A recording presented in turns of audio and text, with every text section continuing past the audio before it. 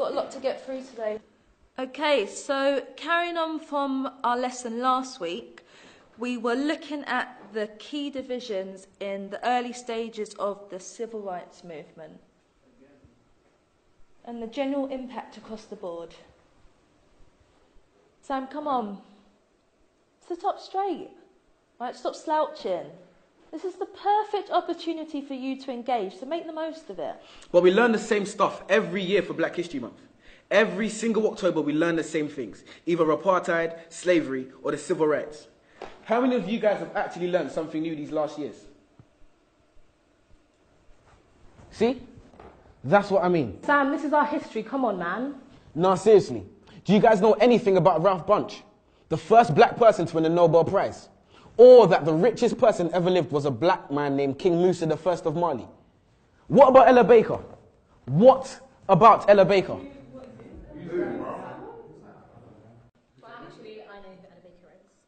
One of the most influential women of the civil rights movement. This is why I can't take Black History Month seriously, man.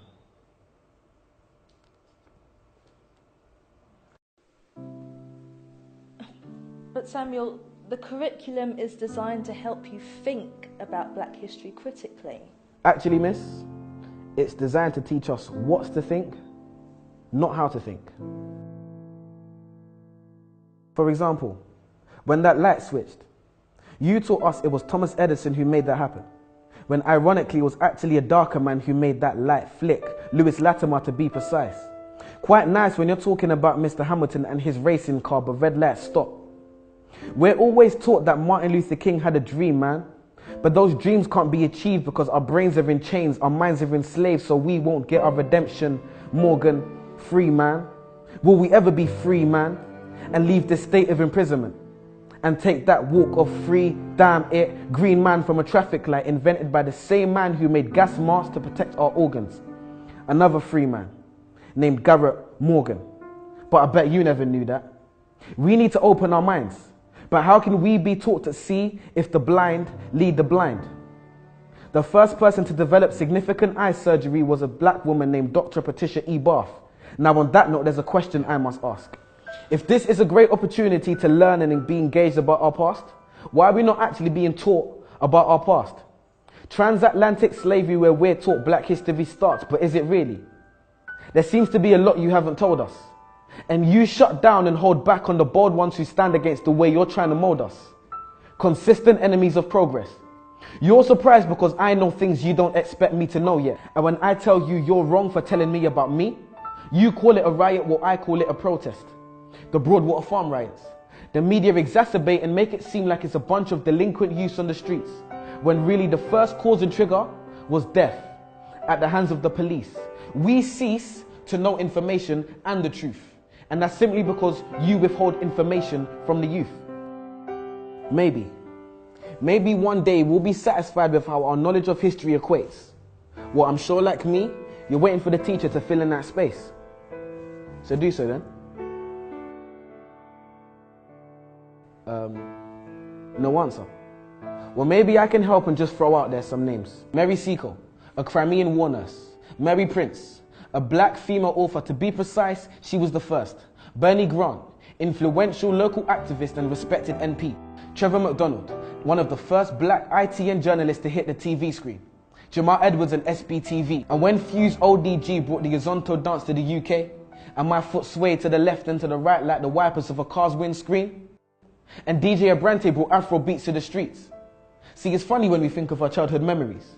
A man who was actually funny, Lenny Henry.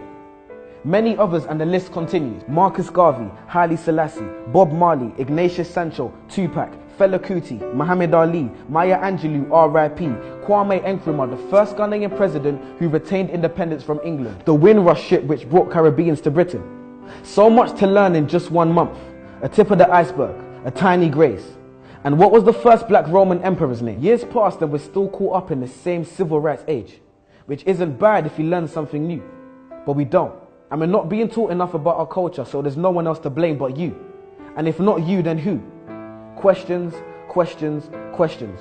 If you're not teaching us these things, then I'm inclined to believe it's because you don't know. No. You're the teacher. Your job is to teach, so you must know. And if you do, that must mean you don't want us to know, but that's low. If the information is accessible for our knowledge of our culture to grow, then why on earth wouldn't you want to let us know?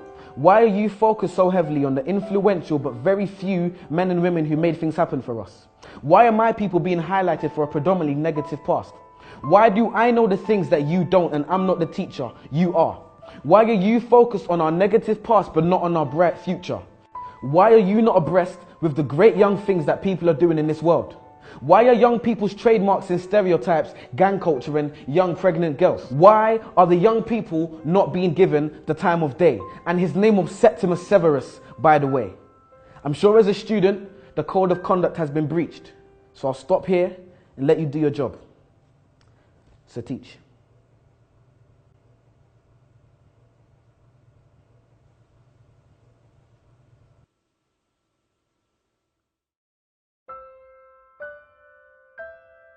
Okay, yo peoples, how's it going? It's your boy Samuel King. This is my poem, What I Wasn't Taught in School.